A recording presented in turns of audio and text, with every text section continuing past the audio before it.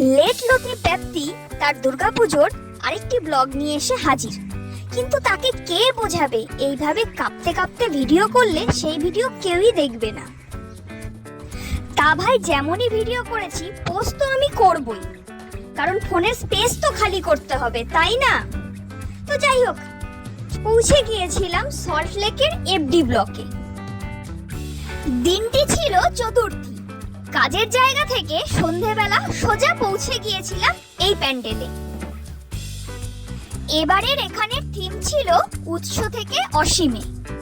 প্যান্ডেলে ঢুকেই যেন মনে হচ্ছিল ফিরে গেলাম সেই ক্লাস 9-এ পড়া গল্পের বইয়ের পাতায়, যেখানে জগদীশচন্দ্র বসু নদীকে জিজ্ঞাসা করেছিলেন, নদী তুমি কোথা হইতে আসিয়াছ? নদী বলেছিল, শিবের জটা হইতে। এর পরের গন্তব্য ছিল আমার একে ব্লক। ইনস্টাগ্রামে রিল দেখতে দেখতে ভেবেছিলাম সল্টলেকে আর কোথাও যাই না যাই, এই একে ব্লকে অবশ্যই যাব, যেখানকার থিম ছিল এবার বাড়ি বিন্দু। বাড়ি অর্থাৎ জল। ছোটবেলায় আমরা সবাই পড়েছি জলই জীবন, কিন্তু সত্যি কি সেটা মনে রেখেছি সবাই? হয়তো না, কারণ মনে রাখলে এইভাবে তারা জল নষ্ট করতে পারতো না।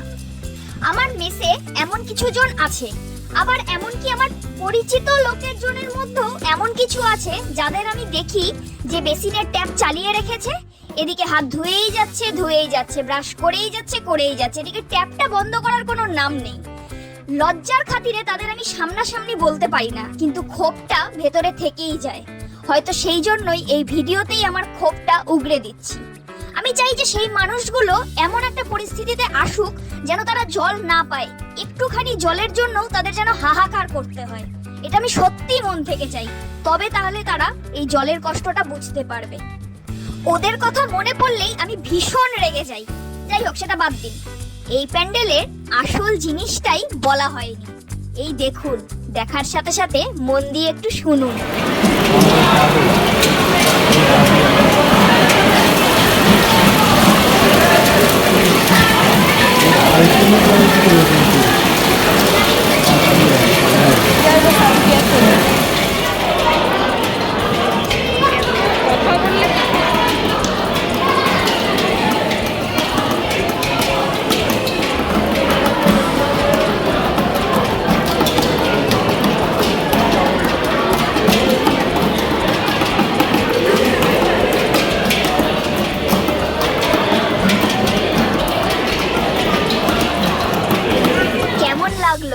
জলের ছন্দ কি সুন্দর না?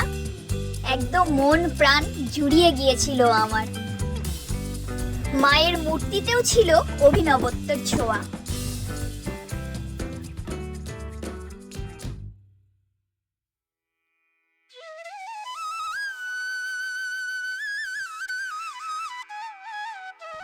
হেঁটে হেঁটেই পৌঁছে গেলাম পরের প্যান্ডেল এজে ব্লক।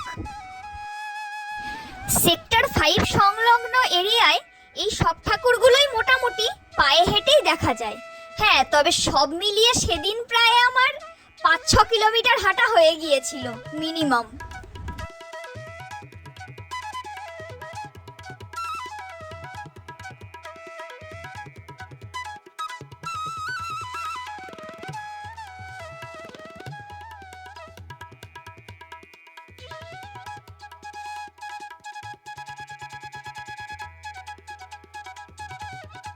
এজের ঠিক উল্টো পাশেই বিজে ব্লক। চোখের সামনে বসেছিলেন এক বিশালাকায় গৌতম বুদ্ধ। দেখেই মনটা জুড়িয়ে গেল। ওনার এই বসার ভঙ্গিটির নাম দ্য আর্থ টাচিং বুদ্ধা বা ভূমিস্পর্শ মুদ্রা। গৌতম বুদ্ধ তার ডান হাত দিয়ে ভূমি স্পর্শ করে রয়েছেন।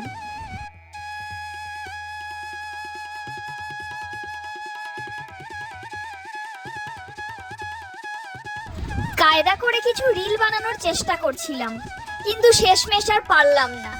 তাই ঠাকুর দেখেই মন শান্তি করে অটো করে স্টেশনের উদ্দেশ্যে রওনা দিলাম।